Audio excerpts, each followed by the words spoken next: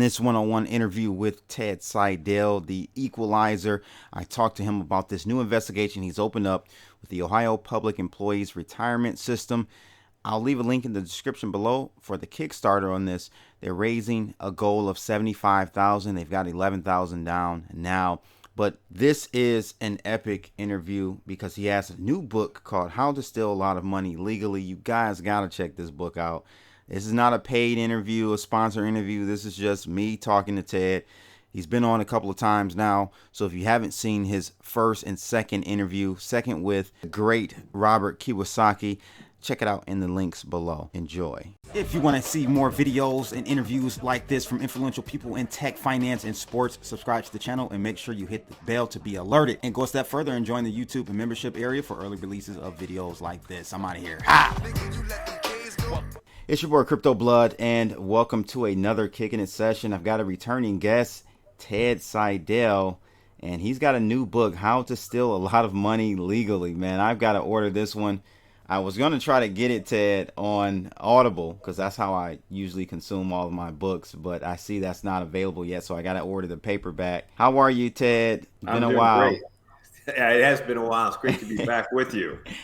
Yeah, so how have things been? Are you first, before we even start, I'm primarily a crypto related YouTube channel. Have you gotten into crypto yet? Nope, I still haven't. I was going to. I was talking to our mutual friend, Robert Kiyosaki. Yeah. I went about 2 months ago to get a haircut. Mm-hmm. And every young barber in the place was telling me they were into crypto. Yeah. So I called Robert and I said, well, I guess I got to get into crypto. And he said, don't do it yet because wait until the price drops. I don't know what it was, under 30,000 or something. He said, wait till the price drops. So I didn't do any, and sure enough, the price did drop. Mm-hmm. But no, I have not gotten into it yet, but I'm looking forward to learning about, one guy was into Dogecoin, another guy was in Ethereum, another one was in Bitcoin. So they were all over the place, but they were all into it. It's typically how us millennials are. We're all over the place, right? Yeah. Yeah, I think, you ever heard the saying, like, when your cab driver's telling you to buy a stock, it's probably the top. Exactly. So, it's probably the top of this cycle, or near it. 60,000, I think, was the high. 64,000. We're trading around 40,000 at the time of recording. But it's never too late. But I would say definitely it's kind of higher in the cycle. But I think we're going to like 100,000 plus with all the stuff that's going on with the Federal Reserve and how they're printing stuff. So yeah, I just wanted to get a pulse check on you, Ted, and see if you were into crypto yet. Well, my thought was exactly yours. Yeah. If your barber's telling you to buy something, it's probably the wrong time. And these guys were all, I would say, in their 20s. And they were younger than me. Okay. Yeah. Wow. 20s would be my guess. But that was my feeling, was that it was worth looking at. But if they were all into it at that time, probably best to stay away for a while. Yep. So today we've got him on, guys, to talk about. So Ted is, and you guys got to go watch my previous videos or interviews with Ted Siedle. He was one of the biggest whistleblowers in history. I think that was just eclipsed, you told me. But over $75 million in awards for two big cases you've done against the SEC. Am I correct? Well, working with the SEC against JP Morgan. Okay. There were two cases. One was SEC was a $48 million award, and the CFTC was a $30 million award. So that was a couple of years ago, and that was the world record at the time, but it has since been beaten, and I'm glad to hear that, because I would like to see whistleblowers being rewarded even more in the future than they have been in the past. Now, I've heard, Ted, that they're trying to change some of those whistleblower award structures, right? The how much the payouts, max payout, and all of that. Where is that? Where's the progress with that? Are they making headway with that, or are whistleblowers still able to get paid an unlimited amount, essentially, based on whatever the damages were?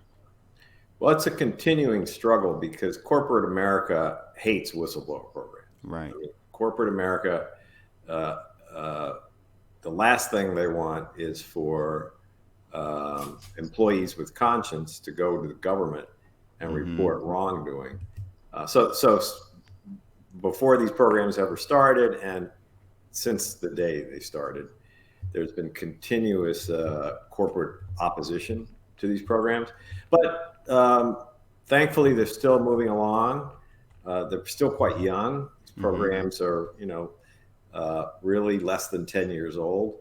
And whistleblowers still are frustrated, not getting as much as they should, as quickly as they should. But there is still the opportunity to get an award, and it keeps people going.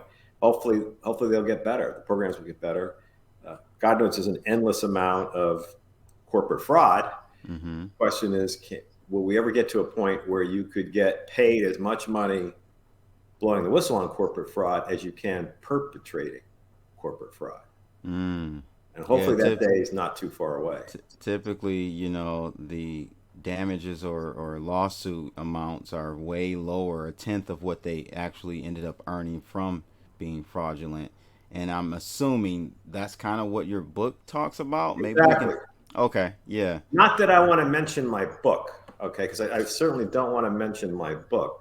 But anyhow, yeah, that's one of the points I make in How to Steal a Lot of Money Legally, which is that when it comes to corporate fraud, there are three rules. One is no one ever admits guilt.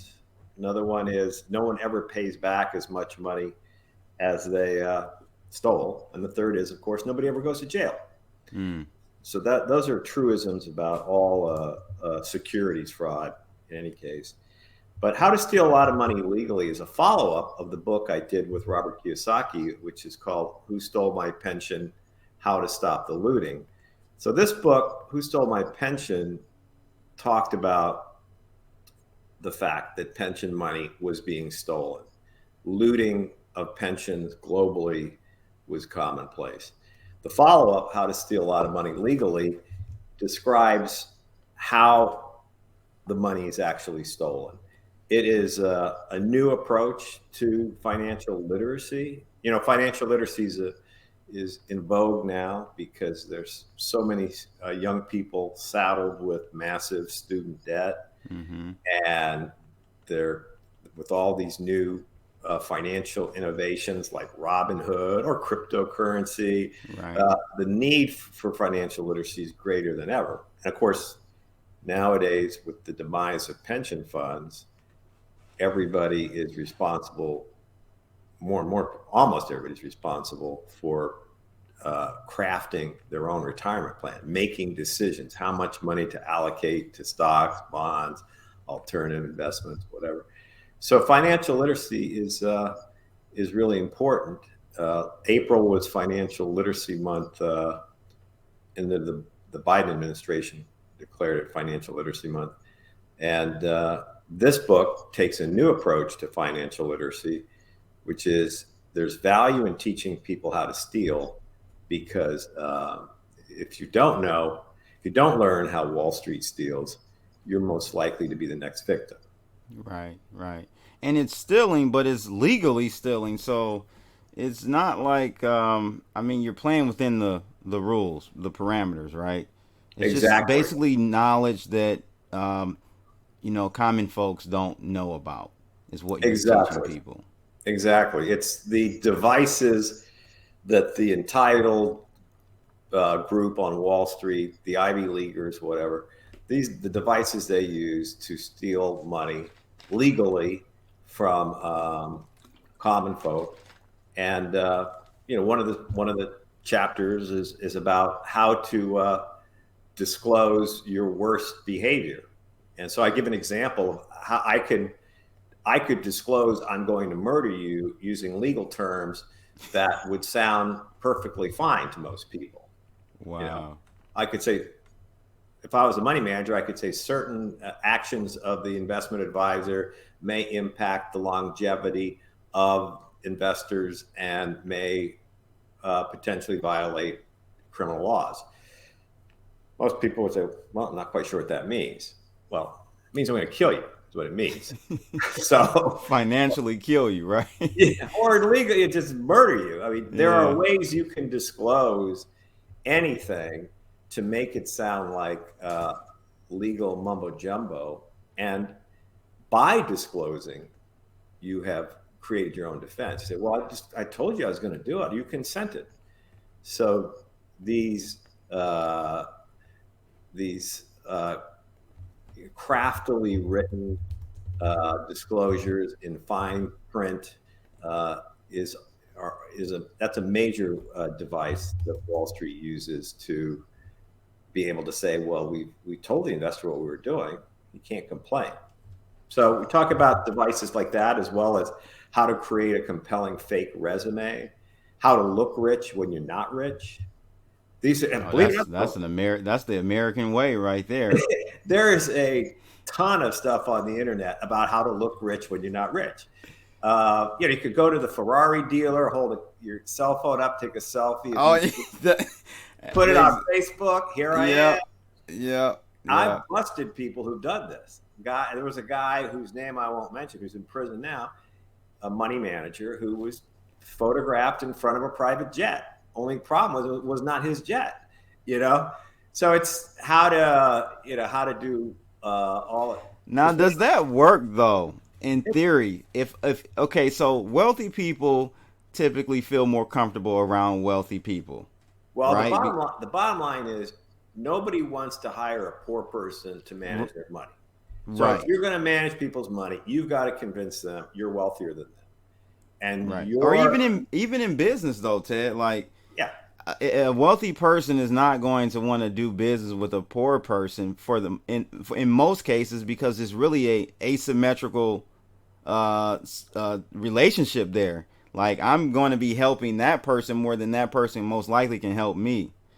Right. So But particularly when it comes to financial advice, you don't yeah, want that to for be, sure. you're not going Hmm. to ask a homeless guy how to invest your money. You're going to look for a guy who's driving around in a Rolls Royce or something. So, Yeah. one of the things that I say in the book is if you're going to be a successful scammer, you've got to look, feel rich. But the Mm. trick is, how do you look rich when you're not? Before you're rich, before you attract all those clients and you can steal their money. So there's that period where you've got to look rich when you in fact aren't. And there's a ton of information on the internet about that. And I write a lot about how to create a compelling fake resume. But these are all subjects you don't get taught in school. Okay. Yep. And one of the points I make in uh, How to Steal a Lot of Money is that if all you're learning in school is the rules and not the equally great exceptions to the rule, Mm-hmm. then you're really getting a bad education. That's a disservice to you. Most of what happens in the world of investing is not legit. There are people playing games every day. They're lying in little ways, lying in big ways, outright fraud. But if you don't learn all of the exceptions to the rule, the larcenous exceptions that swallow the rules, then you're really not getting a complete education, and you're really at a competitive disadvantage, or worse still, your teachers are putting you in harm's way. They're telling you go out, play by the rules, and you'll do fine. That's not true. We all know that. That's not true. Uh, Right. so anyway, that's the purpose of this book, How to Steal a Lot of Money Legally, is to teach people how to steal as a way of completing their education so that hopefully they won't get ripped off. Yeah, that's powerful information there, and I totally agree with you. That stuff is not taught in college at all. Not even in your master's or doctoral level degrees and stuff. So this is good information, ladies and gentlemen, that you should definitely check out. if you're an entrepreneur, I think it'll really be of assistance to you as well. So check out the book. That was definitely not the total reason why we were having Ted on today, though, guys, because I wanted to talk to him about the pension issues going on in Ohio. We've mentioned this before. We've talked about this with Ted before on the channel. But before we do that, I did have a question about your forward, who was written by Curtis Loftus. Who exactly is Curtis Loftus? Oh, yeah. Curtis Loftus is the state treasurer of South Carolina. Mm-hmm. And I've known Kurt for years. And I told him I was putting together this really unconventional book about financial literacy. And Kurt has really championed financial literacy as a state treasurer. He feels that it's important that every high school student and young person, and not so young people, get have a financial background, become more literate. So he welcomed the opportunity to write the foreword to the book. Nice. And I'm very grateful to him for doing that. And most every state has a state treasurer, and there are efforts going on in every state to try to make people more financially literate. The problem is a lot of that's being driven by the financial services industry. This book is clearly not endorsed by the financial services Right. industry. Okay, this is the yin of the yang, if you will. Yeah. So Kurt was eager to participate, and I'm glad that he was able to write the foreword. The funny thing was, the foreword was originally going to be written by a professor at a very prestigious Ivy League business school, but when he finally read the book, he said, "Oh no, I can't write the foreword. If I do that, I'll never consult on Wall Street again." Of course not. Yeah. I said, "That's right, you won't." So he pulled out from doing it, and thankfully Wow. Kurt was eager to do it. That's amazing. That's amazing. So let's talk about this Ohio Public Employees Retirement System investigation. There's a Kickstart. You actually mentioned that you guys were going to do this, and I think you had one up before. I don't know what happened with that particular campaign, but this is a new one on Kickstarter. Is that the same one, or is this No, an entirely new one? this is an entirely new one. Late last year and early this year, the Ohio Retired Teachers Association got together and crowdfunded a forensic investigation of the Ohio Teachers Retirement System. That's a $93 billion pension fund. So they raised money for me to do a forensic investigation of the pension fund. I did the investigation. I completed it in June of this year and issued this report, which was called The High Cost of Secrecy. And it found there's really a blistering report talking about very significant mismanagement and red flags. And we can go more into that. But then another group, the Ohio Public Employees Retirement System, which is an even bigger pension fund, it's over $100 billion. They saw what I had done for the teachers pension fund, said, "Can you help us too?" So this is the second crowdfunded effort. Wow. The first one was successful and completed. This one has just started. It's about 10 days old. They've raised about 12% of their goal so far. But what we found in Ohio is there is a legislative group called the Ohio Retirement Study Council that is supposed to be watching over all 5 of the Ohio pension funds. And these are some of the largest pension funds in the country. And this legislative oversight group, the Ohio Retirement Study Council, is supposed to be doing an audit of these pensions every 10 years. And what we found was they're not doing it. Their only job is to make sure that these pensions are audited every 10 years.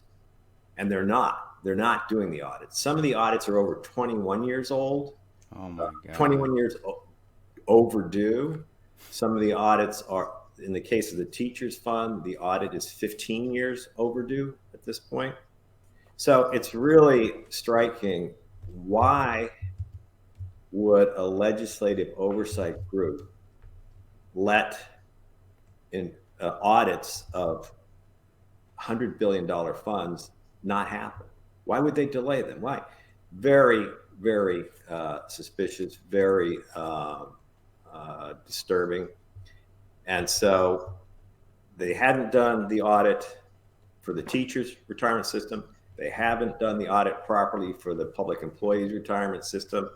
So there's very sound reasons why participants in these various pension funds, state workers, should be concerned. I mean, if a company today, Amazon's going to announce its earnings, right, after the close the market. What if Amazon said, "Sorry, we're not doing it.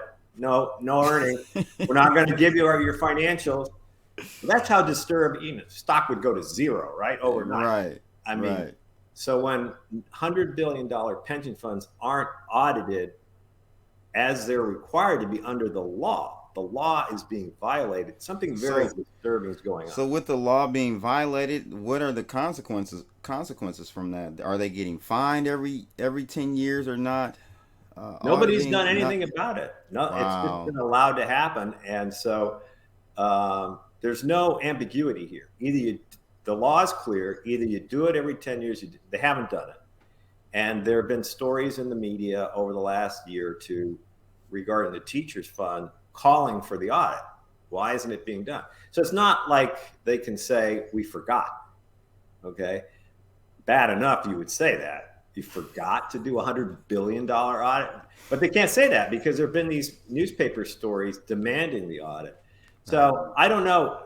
The various legislators have contacted me since my report was issued. People are asking questions, but nothing's happened so far. Right now, it's a big question.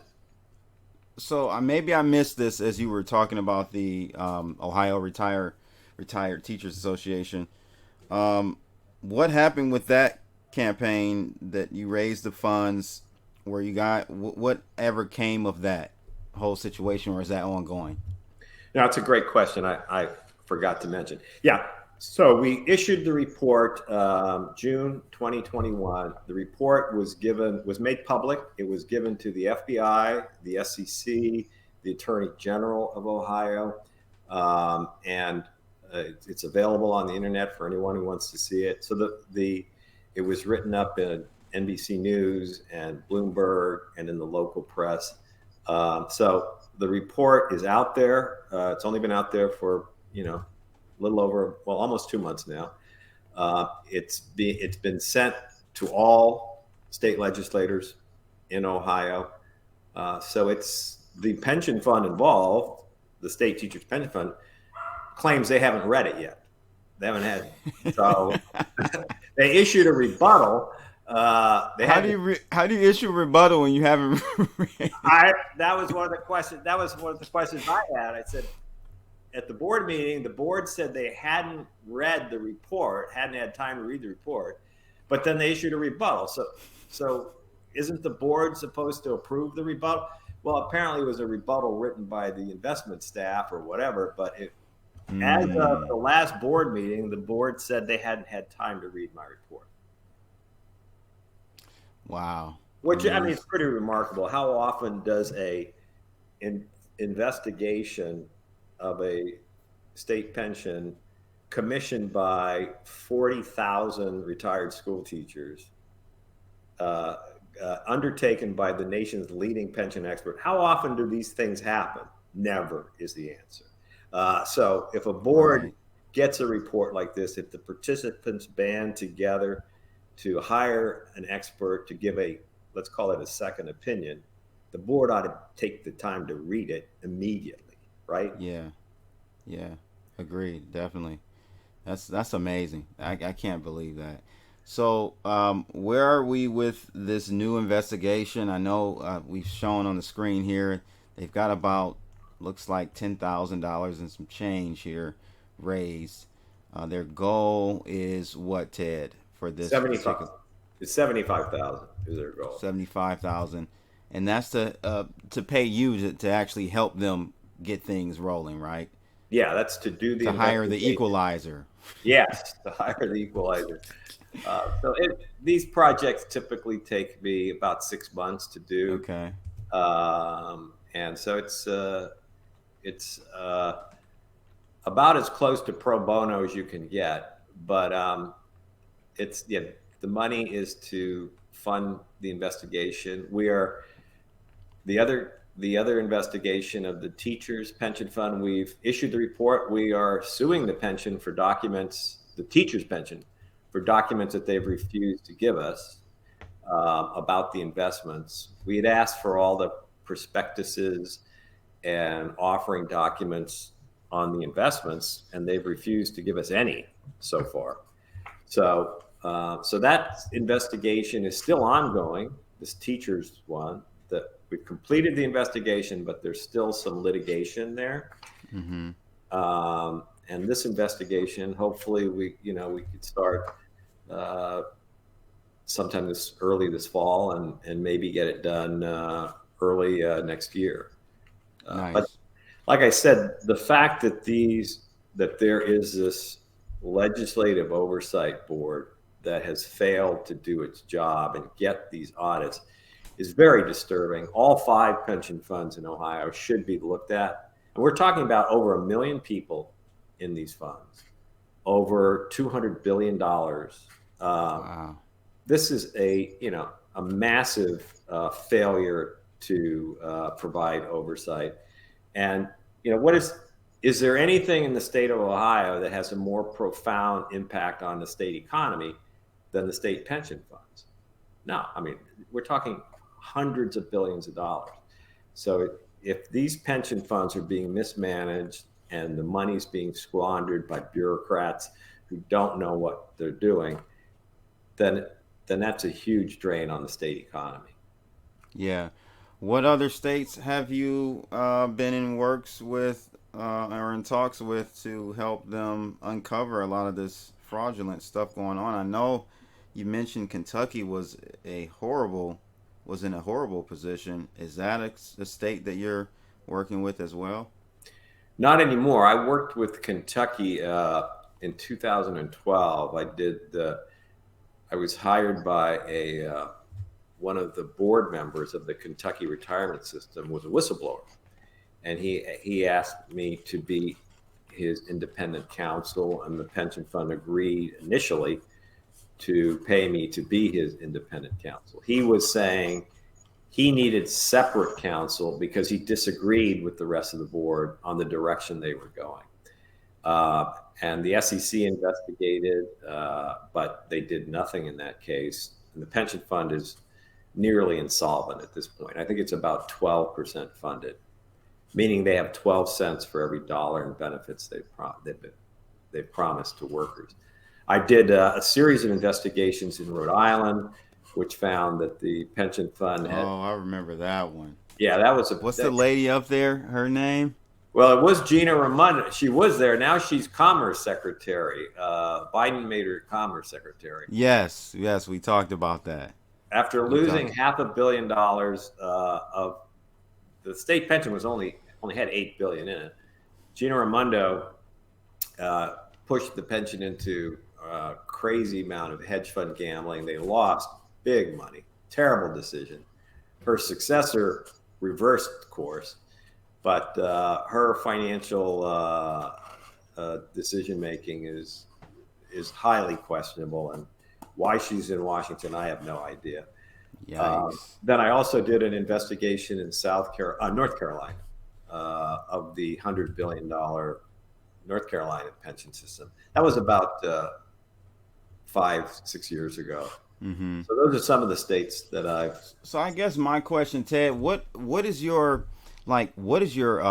goal in these cases? Like, they simply don't have the money. So even if you uncover the fraud that's going on, a couple heads roll, but then at the end of the day, the pensioners still there's still a shortfall. So, like, what's ultimately the goal in these cases that you're pursuing? Well, the pensioners and the taxpayers are the losers, clearly, Mm-hmm. in these investment schemes. But for every loser, there's a winner, and the winner is Wall Street. There are Wall Street guys who are walking away with billions of dollars from looting these pensions. So the pensions can recover, can go after them and recover the money that has been Okay. looted or stolen. But the key thing is you need knowledge of what's going on. And Mm-hmm. so, what Wall Street has done in the last 15 years is undermined state public records laws that require the state pensions to be fully transparent, to have full accountability to the public. So, the problem initially is getting the information out to uh, pension stakeholders, and that's why the Ohio report's called the high cost of secrecy.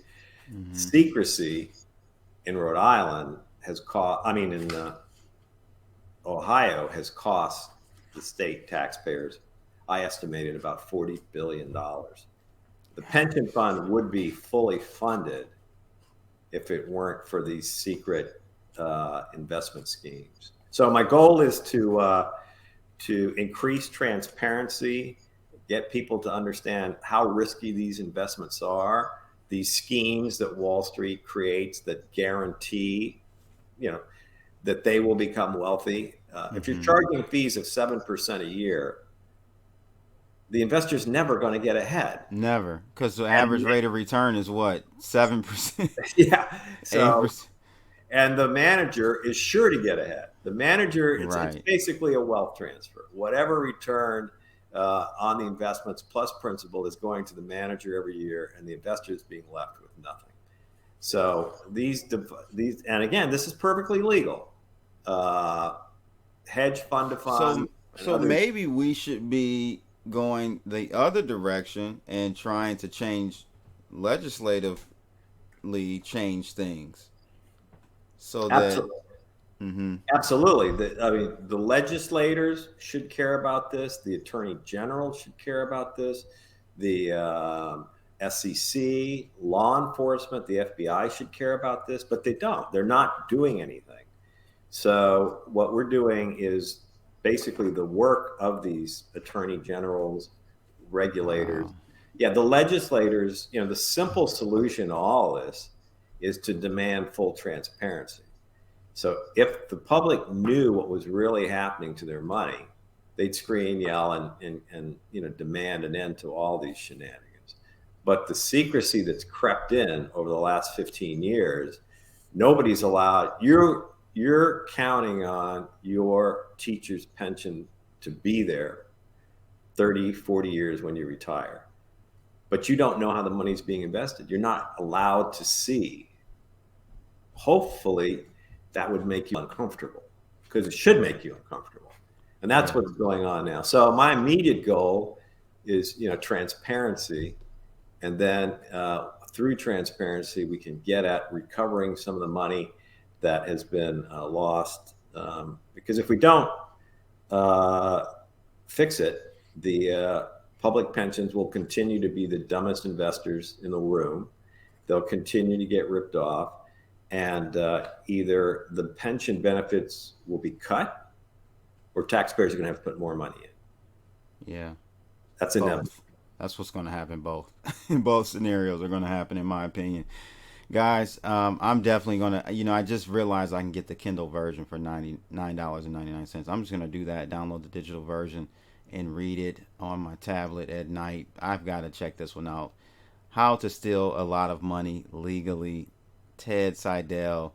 Appreciate you coming on today. And guys, definitely I'll leave a link in the bottom of this video as well for the Kickstarter campaign going on for the Ohio Public Employees Retirement System investigation. Give a little money if you got some. I'm definitely going to. I think this is a good cause here.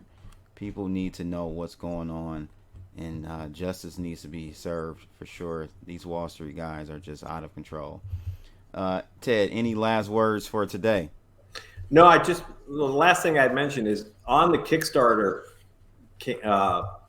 page there, you'll see a link to this report. So if for those who want to know what's the goal of this Kickstarter program, it's producing a report. This is the deliverable. At the end of the day, it's a 126-page report. It's similar to the teacher's one, right? Yes. This one here.